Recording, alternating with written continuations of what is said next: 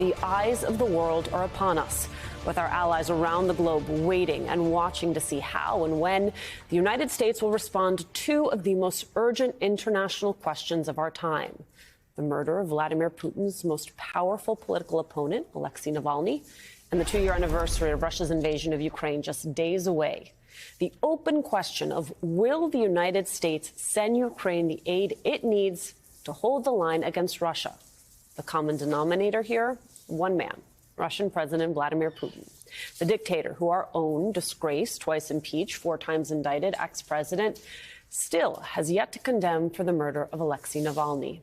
A short time ago, the Biden White House announced that they will impose major new sanctions to hold Putin and Russia accountable for Navalny's murder.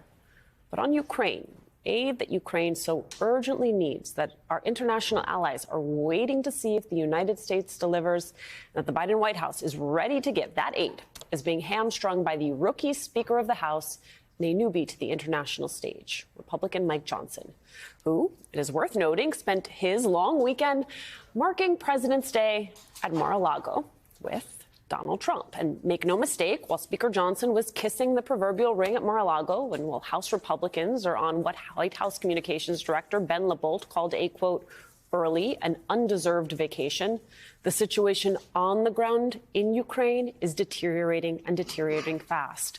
Over the weekend, Ukraine suffered a blistering defeat with Russian forces capturing the key Ukrainian city of Avdiivka. And now we are getting word about what the dwindling ammunitions are doing to Ukrainian soldiers on the front lines. Here's NBC's own Richard Engel from eastern Ukraine. I was just talking to soldiers out here in eastern Ukraine a few minutes ago, and they were telling me that the shortages of ammunition are now so extreme that they're counting bullets. They are rationing their artillery rounds. They're rationing their regular ammunition that they put into their rifles. They are not in a position right now to launch any new offensives, and they are not really in a position to hold the line. Rationing bullets. And while you might think that kind of stark reporting from the front lines might snap Speaker Johnson out of his sycophantic stupor, so far there is no sign of that. But make no mistake, the world is watching and it is judging.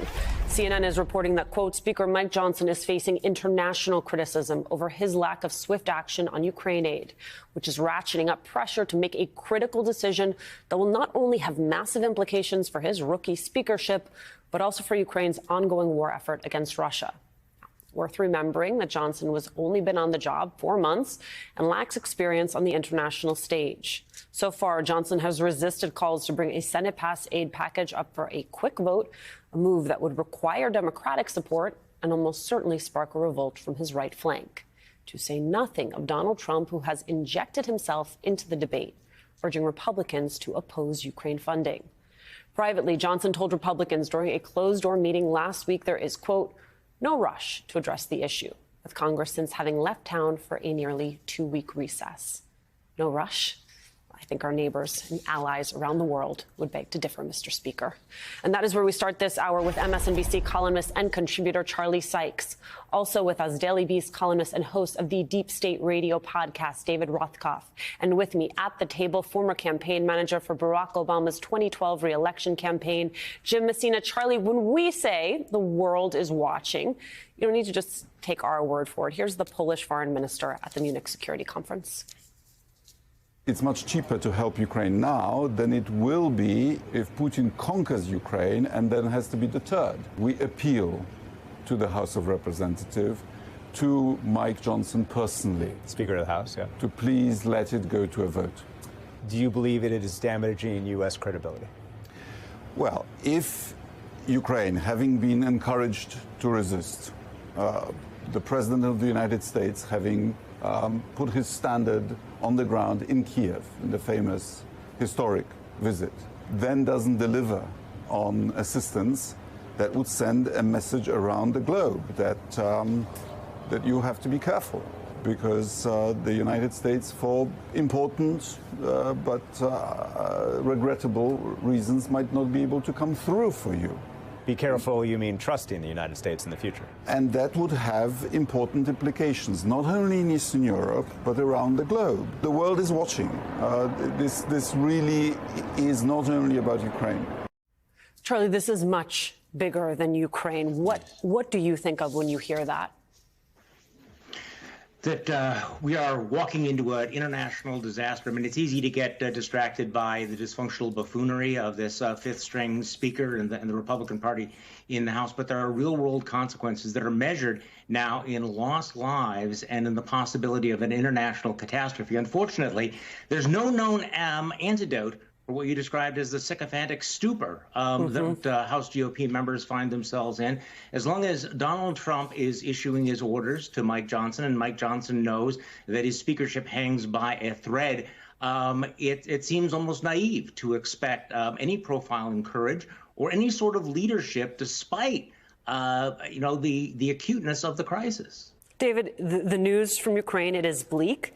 You have the House on recess. Speaker Johnson has painted himself into a political corner. Here's how White House comms director Ben LeBolt puts it, quote, House Republicans are on vacation while their inaction does escalating damage to our national security. Russia just saw its most significant gains in Ukraine in nearly a year because Ukraine is running low on supplies and Congress has failed to pass critically needed support.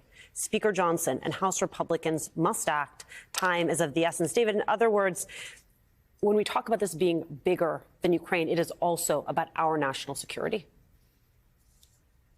It very much is about our national security. The reality is, of course, this didn't just happen. The White House asked for this aid 4 months ago. The White House then said that at the end of the year, if it was not provided, it would begin to do damage. We've now seen the damage. You know, we may talk about the sycophantic stupor of Mike Johnson and his inexperience, but we know Mike Johnson has sat in briefings in which he was told that if this money was not provided, these things would happen to Ukraine.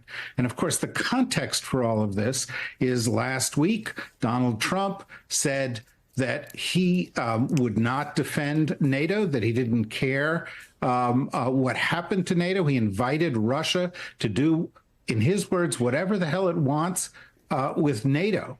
And so big damage to Ukraine, hopefully not irreversible damage, but also enormous damage to America's most important alliance and our standing in the world. And if we don't stop Russia, and if they move forward against NATO, what's the consequence? Well, we will have to, under the terms of the NATO agreement, send our troops there to defend Europe against Putin in a much more costly war than the one we're seeing right now in Ukraine. Given those stakes, why is that not breaking through to congressional Republicans? Because Donald Trump has control of that party. Yep. Because Donald Trump is the only leader in the Republican Party right now, and everyone else spends their time kissing his ring. And the political consequences be damned, and they continue to lose election after election following this guy down a rabbit hole in a variety of things: abortion, foreign policy, the environment, immigration, etc. But they don't seem to care because the only thing they're really worried about is their own primaries. And so Donald Trump continues to just run his party into the ground. Can we pull up that picture of Mike Johnson at Mar-a-Lago? Because folks had quite a bit of fun with this. The fact, one, that he is under an exit sign, as though that is an omen. The Biden-Harris campaign posting this, quote, "The Speaker of the House meets with Mike Johnson." I mean, Jim, that gets to it right there, which is Mike Johnson is not really calling the shots here. No, he's not. He's the fifth speaker we've had this year. A month ago or 2 months ago, you and I had never heard of him. Members of Congress had never heard of him. And now he has the smallest majority since World War II. They're losing seats almost every month here. They may be out of the majority before the election if it continues like this. And so the only person making decisions is Donald Trump. And he just has terrible political judgment on all of these things. We don't have a deal at the border because of Donald Trump. We don't have funding for Ukraine because of Donald Trump. And yet Mike Johnson just does whatever he's told to do. Charlie, I want to read to you something conservative commentator Mark Levin had to say, quote, Russia is gaining on Ukraine, which is running out of certain crucial weaponry and having to pull back from areas it had controlled and faces losing the war Russia started. Is that okay with everyone? Ukraine is a relatively small country without the capacity for a large industrial economy in which it can build the needed weapons. This is not theoretical. This is reality. NATO countries border Ukraine, and if Putin moves on any of them, then what?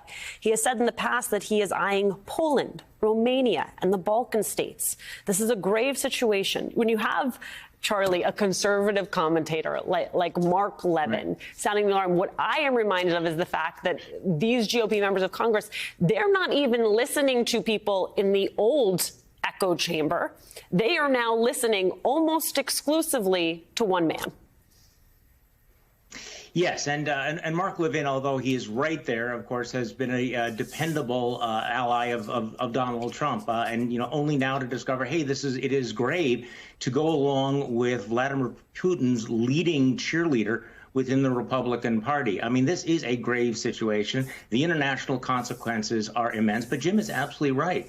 You have a House of Representatives led by an inexperienced leader with an almost invisible margin of error, who is not able to stand up to Donald Trump. And, even though this is bad political judgment, I think what is really alarming in the rest of the world is the prospect that this man might actually be the president of the United States. I mean, it is hard for Americans and our allies to get our heads around the possibility that the United States may elect one of Vladimir Putin's defenders and rationalizers, and that this would be the leader of the Republican Party. I mean, I just do think that we need to step back to emphasize how mind-bending this is, but also how grave the consequences are for the future of Europe and for NATO. This man could get back into office, handing Vladimir Putin a victory beyond his wildest expectations or dreams.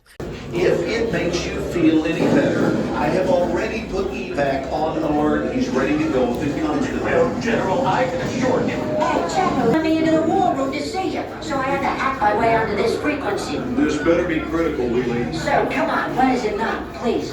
Okay, couple of things. I'm running low on the dough. I was thinking about taking a couple of months sick leave, maybe starting today. And, oh yeah. I intercepted a transmission from Megatron. Then send it through. Yes, sir, right away, sir.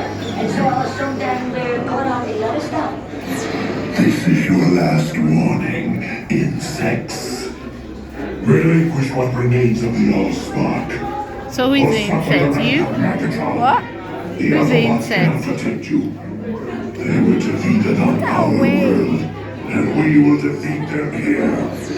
This was just a diversion!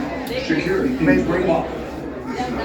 Rabbit, she's already inside. Deeds! Give me an update on that reserve. How's readiness? What was his name? What was it? Evac, sir. Right, evac.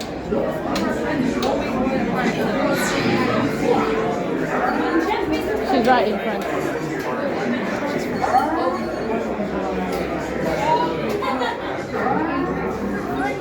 We are facing a heavy sustained attack. They appear to be after the Allspark. General! General! We need to evac immediately. Evac. National security advisory. Stand down. Check it out. The mission celebration. The amateurs.